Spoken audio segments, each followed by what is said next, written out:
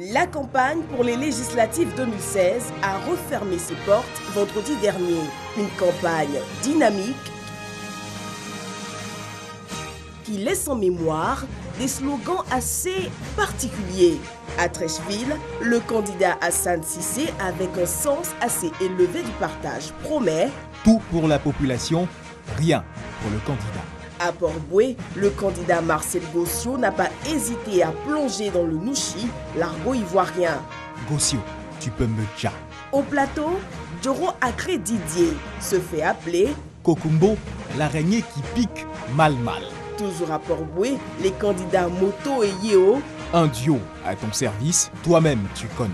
À Didier Vie aussi, un peu de nouchi. On a les yeux déjà. Mais à couper aura certainement la palme du slogan avec le candidat John Charles Sombo. Le candidat qui dit il va faire et puis il fait. Il y a eu autour de ces initiatives quelques points mornés, notamment des money like qui consistaient pour chaque like sur les réseaux sociaux à récolter de l'argent auprès des populations pour battre campagne. Il y avait aussi ces affiches un peu spéciales où souvent un colistier était trop difficilement en place.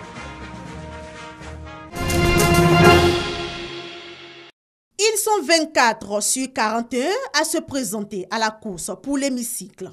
Eux, ce sont les membres du gouvernement avec à leur tête le Premier ministre. Ce nombre représente 58% des membres du gouvernement. Ces ministres sont le plus souvent candidats dans leur localité d'origine ou dans d'autres circonscriptions choisies avec l'accord de la direction du Rassemblement des Oufouettis pour la démocratie et la paix, RHDP. Parmi ces candidats ministres figurent ceux qui briguent ce poste pour la première fois. On peut citer à cet effet le Premier ministre Daniel Kablan-Duncan, le ministre de la Promotion de la Jeunesse, de l'Emploi des Jeunes et du Service civique, Sidi Thiomoko Touré, et Paul Kofi, ministre de l'Enseignement technique et de la formation professionnelle. Cependant, certains sont candidats pour la deuxième fois ou à leur propre succession, notamment la ministre de l'Éducation nationale Kandia Kamara et le ministre du Pétrole et de l'Énergie Adama Tungara, tous deux candidats à Abobo, ainsi que la ministre de la Communication Afoussiata Bamba Lamine, elle, à Cocody.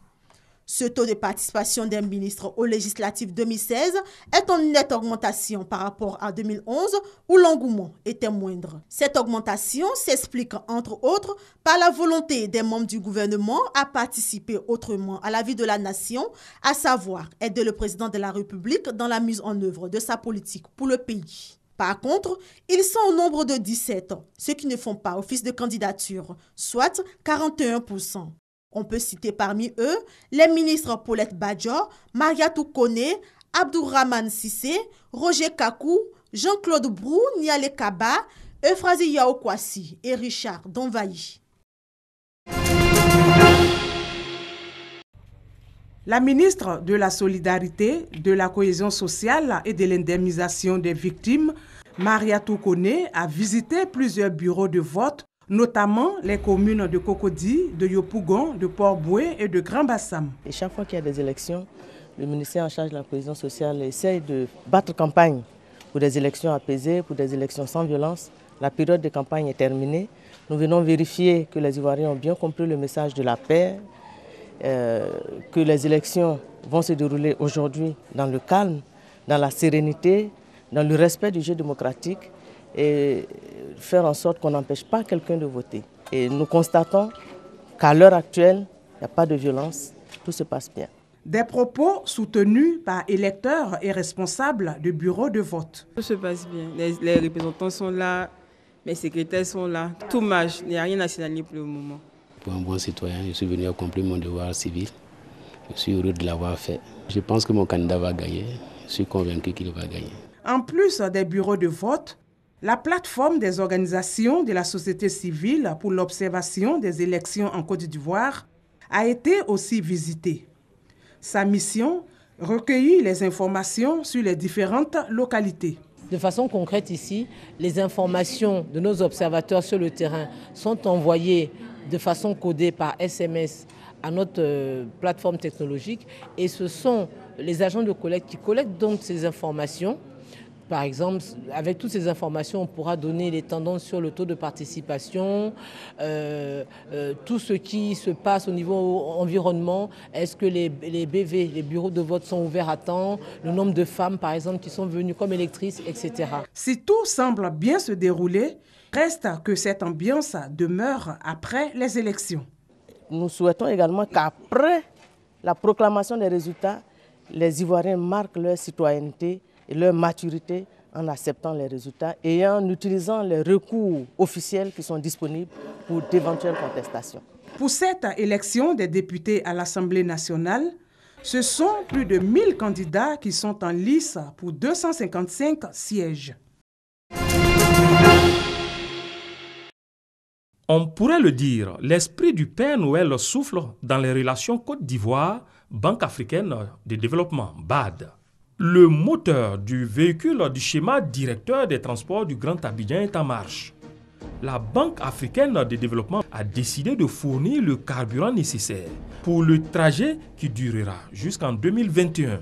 Ce vendredi, le conseil d'administration du groupe de la BAD a approuvé donc un prêt de plus de 769 millions d'euros, soit 505 milliards de francs CFA. Une enveloppe qui servira entre autres au financement d'un projet de taille, le 4e pont d'Abidjan. Une infrastructure de 1400 mètres connectant les communes du Plateau et d'Adjamé à celle de Yopougon. 70 000 véhicules emprunteront chaque jour le 4e pont. À cela s'ajoute l'aménagement de 87,9 km de voies urbaines rapides, la réalisation de 6 échangeurs et la réhabilitation de faits tricolores de 89 carrefours. Le projet porte enfin sur la gestion des déchets urbains et le renforcement des capacités en matière de régulation de la circulation. De quoi améliorer la fluidité routière dans la capitale économique dont la population actuelle de 4,71 millions d'habitants est estimée à 8,5 millions en 2030 et où le parc automobile enregistre une forte croissance. Si le moteur est en marche avec la mobilisation des fonds, le véhicule du schéma directeur des transports commence à traverser en janvier 2017 avec le lancement des travaux.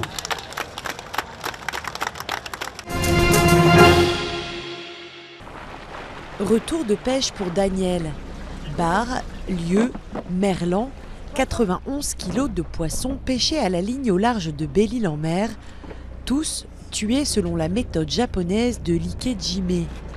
Une incision au front pour écraser le cerveau, puis une tige pour détruire la moelle épinière. La mort est instantanée. Donc le poisson, il n'a aucun stress de pêche. Il a eu le temps de se reposer depuis, ça fait déjà 2-3 heures qu'il a été pêché lui. Et l'intervention, elle est rapide au final. Là, il est mort. L'idée, mettre le poisson en état de mort cérébrale tout en laissant fonctionner le cœur pour que l'animal se vide de son sang. Donc, ces organes internes vont continuer de fonctionner, surtout le cœur qui va vider l'intégrité du sang. Et le sang, c'est la principale cause de dégradation du poisson. L'odeur du poisson pourri, c'est le sang qu'on sent.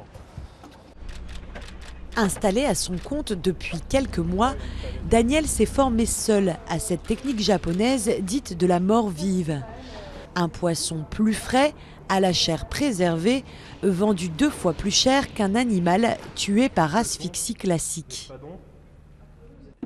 Les clients que j'ai, c'est des clients qui courent après tous les produits de luxe.